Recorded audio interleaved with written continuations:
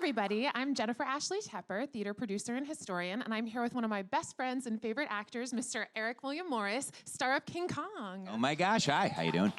How are you today, Eric? I'm feeling well. The snow has been lovely. The snow has been crazy. It's really crazy outside. I want to dive right in because I have so many questions I want to ask. Bring it.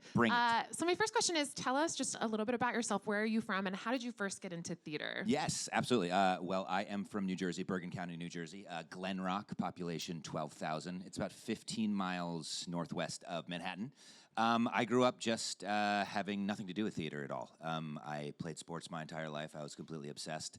My family are all dentists and in the dental arts and dental hygiene. Dental arts. I like the dental arts and sciences. So I started to, first I fell in love with music. I started playing the guitar when I was about 12 or 13 years old. And then kind of on a suggestion of a friend, I took a drama class my sophomore year of high school, and they were doing Hamlet. And I became completely obsessed with it. I showed up to every rehearsal, even though I had 5 lines at the end.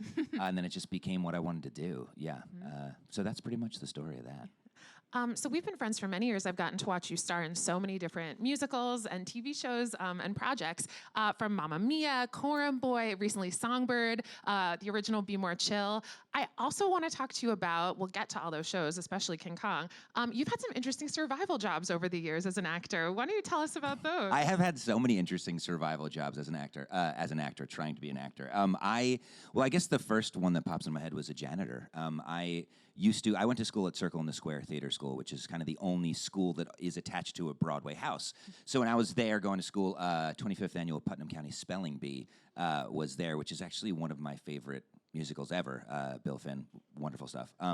But I got a job cleaning up the theater after the show, and not only that, but the Chip Tolentino character throws confections into the audience during my unfortunate erection, and I used to have to go around and clean that up afterwards. But it also afforded me the opportunity to watch the show.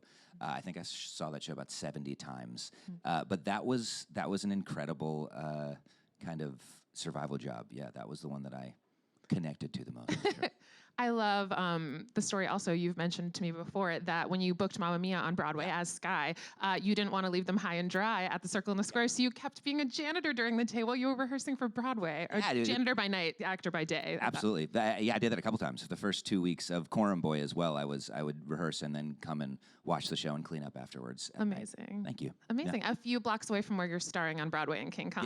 Yeah. Yes, completely. So we have to talk about that. Okay. What has this whole experience been like? How did you first become involved with King Kong? I got involved in King Kong about a year ago. There was a lab, like a 3-week workshop. At first, it kind of came my way, and I was like, they're doing a musical of King Kong. We're going to do this. This is happening. And then I read the script, and I was like, this is really wonderful. I want to go in for it.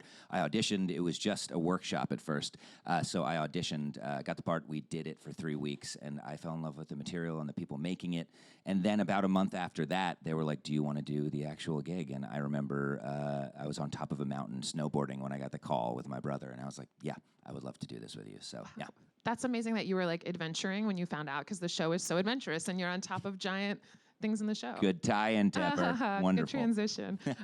What is that like? What is it like to be part of this show that it's so epic? I had an amazing time at opening night. It's so exciting. It reminds me so much of old school Broadway spectacles like you and I were talking about, where they would bring a horse on stage. And like a throwback to those. What is it like to be part of a show with so many big moving parts? The rehearsal was like nothing I'd ever done before. It was like rehearsing 2 different things at once. The first month I was in a studio with just a few other people, feeling like I was making a little chamber musical with 2 other leading characters.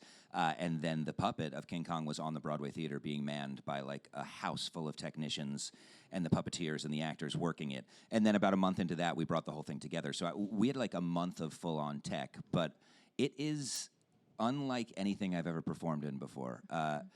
Just last night when the puppet came out, it's like half of the audiences, you hear them kind of like jitter and make movements when the things come out and like stifle screaming because they think they're in a Broadway theater and they are not allowed to yell. But then it just takes like one person somebody last night screamed out "Holy S-bomb" like in the middle of him coming out, and it made the entire audience kind of then react to the puppet like they were in a movie, and it was a really wonderful thing to be on stage. Like, it felt like I was in the middle of an action movie and people are screaming. It was really cool. Yeah. Love that.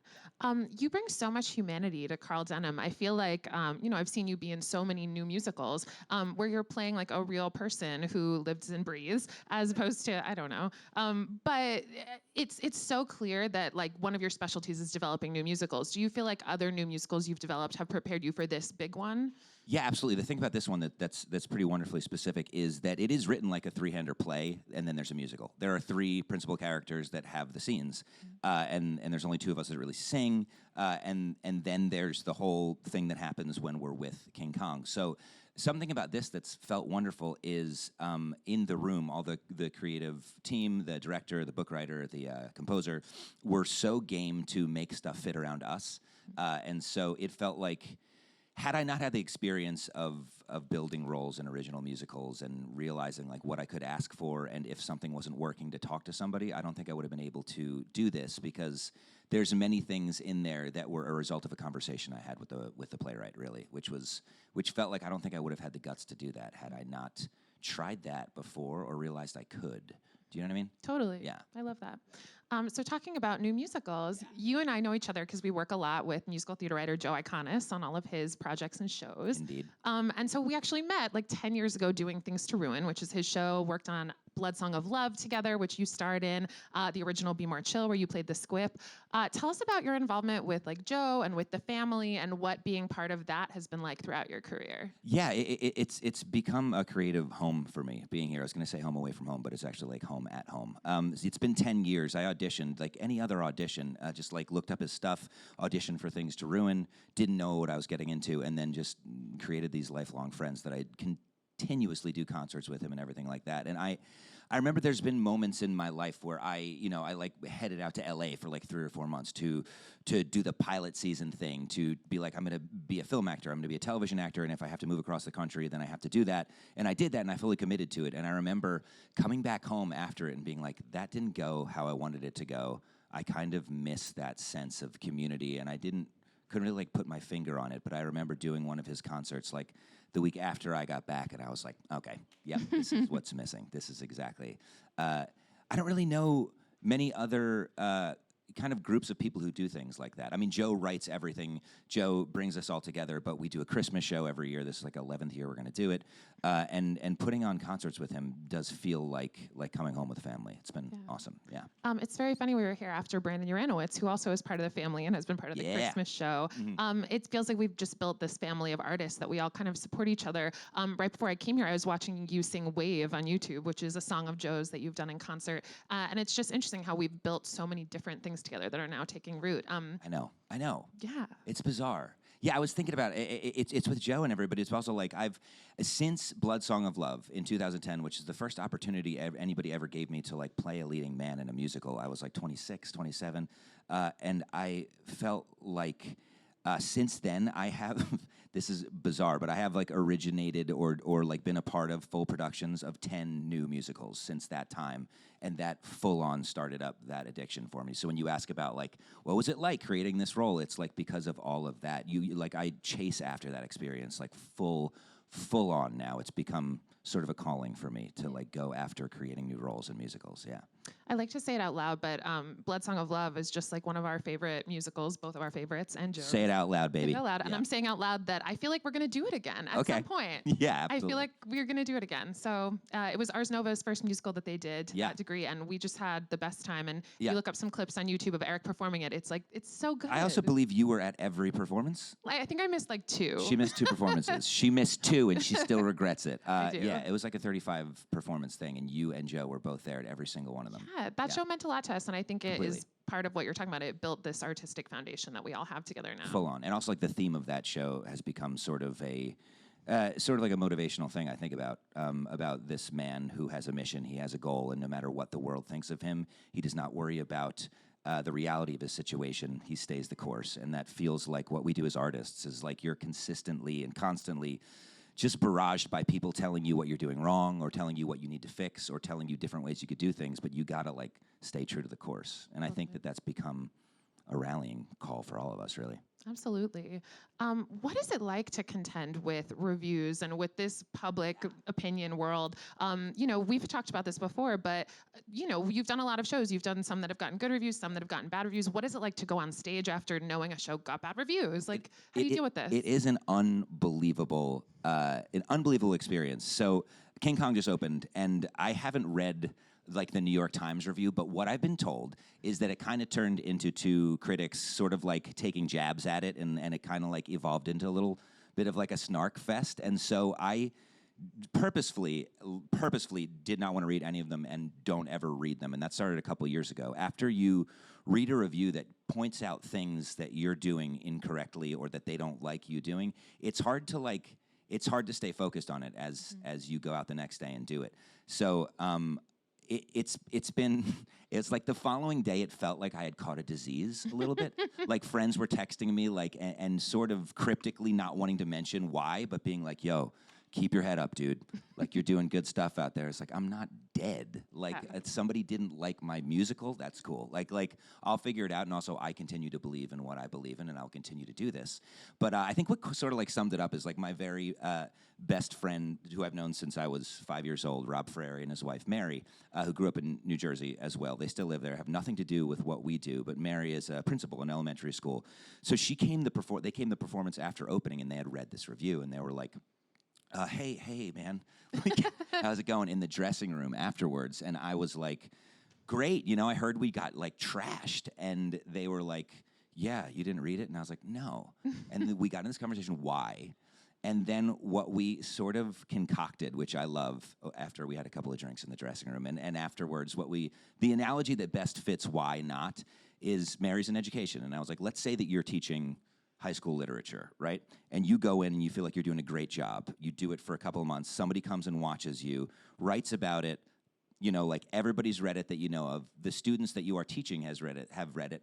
Then you show up, and if you read it and it points out something you're doing, it's like, the day was going great for Mary Ferrari until third period when she tried to explain The Great Gatsby to her students, and it turned into some inane rambling, and nobody knew what she was talking about. And then go in the next day and teach The Great Gatsby to your students and try to stay focused on what you're doing. Do you know what I mean? Show business is hard. Yeah, but it's also right. But it's also like it's a selfish protection of your own joy, because I'm trying to get better at being an actor and an artist doing this show at the same time as like loving the show. Right. And if I let somebody mess with that, I'm going to let myself down. And that's what this is about for me, is kind of like I can continue to grow in this role and grow as a creative human being, which is why we do this, right? Totally. Thank you. Very well said. Shut up. Teachers everywhere now understand show business. Yes, you're welcome. Teachers everywhere. Yeah.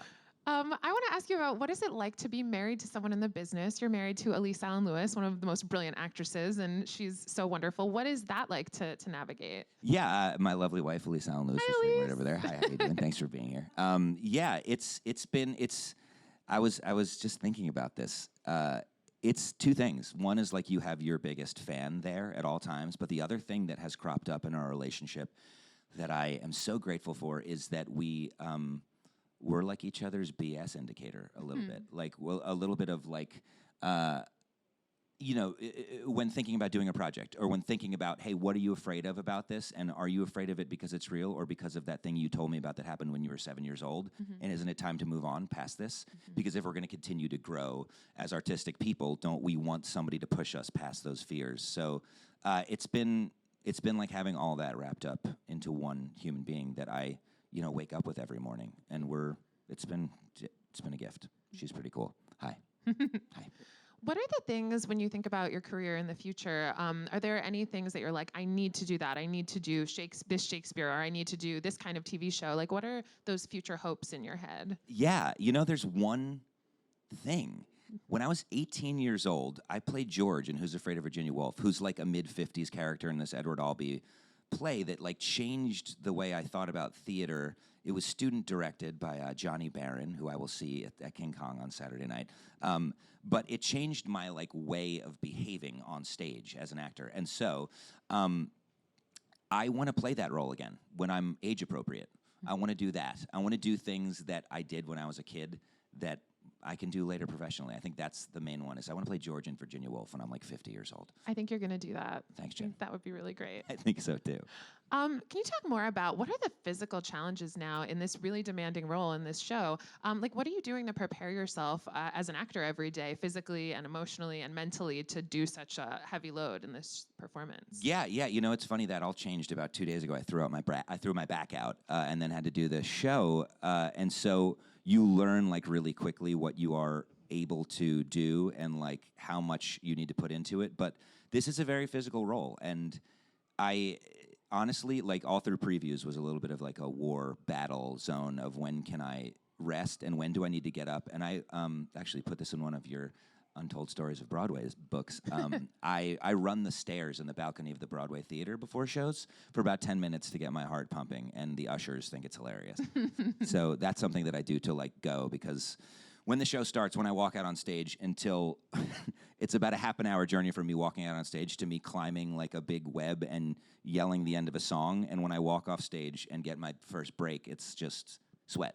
And my dresser, Gary, thinks that's hilarious as well. So I just crack people up with my sweat all over the place. Yeah. I didn't think of this until now, but I guess, you know, having seen you do Be More Chill at Two River many times, of course, you occupied that upper area of the theater as well. You have to be very high up on the stage in a lot of your shows, don't you? I'm terrified of heights, too.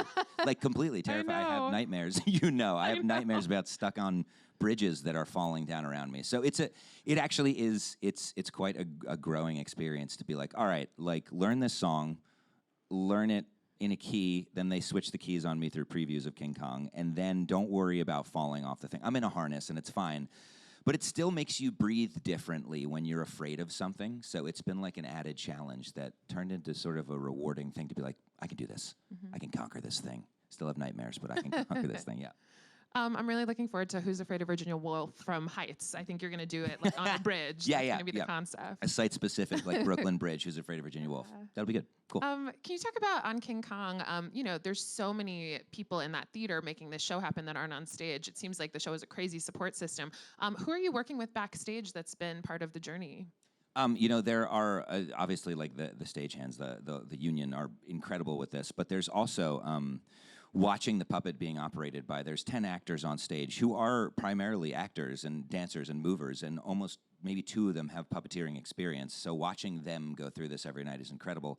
And then there's 3 other actors, John Host, Jacob Williams, and Danny Miller, who are in a booth, and they are operating the puppets.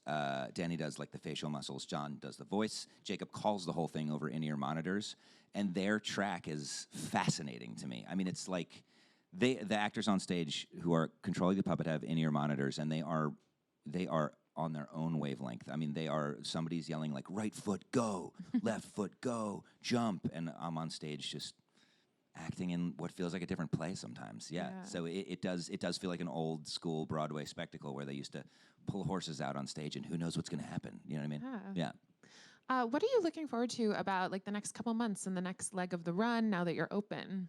I'm looking forward to the holidays in a Broadway theater. I think there's something super romantic about getting together like on Christmas night or the day after Thanksgiving and then doing the show. And there's people, there's people in the audience who are there with their families. I mean, like, there's a crowd that comes into Midtown Manhattan from mid-December to like the beginning of January that this is what they came to see, is like a big, beautiful, crazy Broadway show with their family. So I'm looking forward to sharing that experience in this theater with people. Yeah. I've also, some people I know who work in box office have said, of course, most of the holiday crowds are people who've come to New York specifically to see shows, but there's also a lot of New Yorkers who don't have anything to do on the holidays who go to shows. And that's actually, I'm like, oh my God, like Broadway's amazing. We do this show for so many different kinds of people. Yeah, we truly do. Yeah. Looking forward to all of them for sure. Yeah.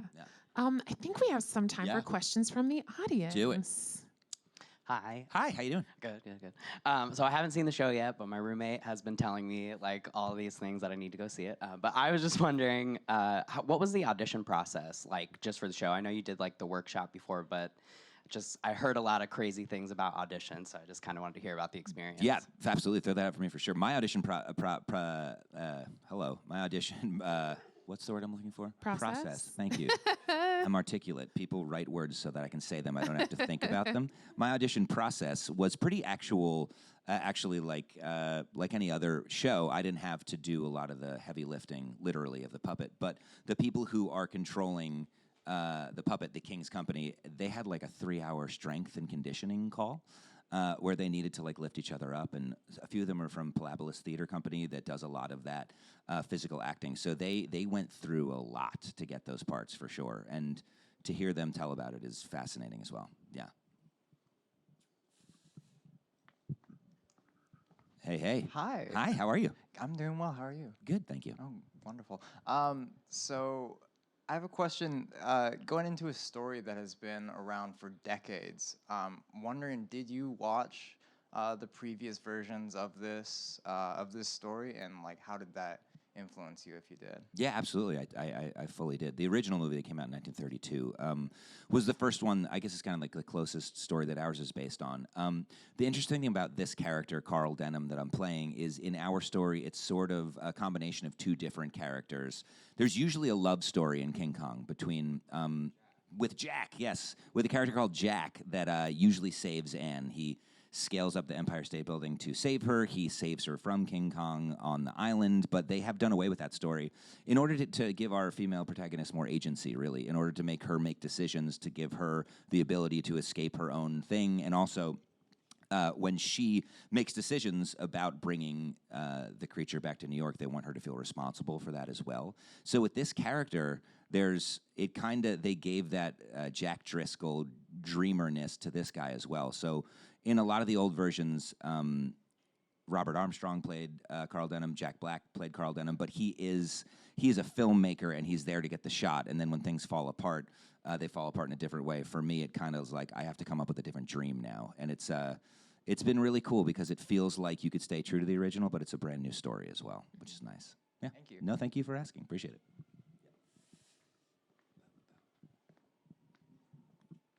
Great. I think that's all the time we have. I want to Awesome. mention you should follow Eric William Morris at the Eric W. Morris on Nice, Instagram Tapper. and Twitter. He Do it. loves Instagram and Twitter. Yeah, he does.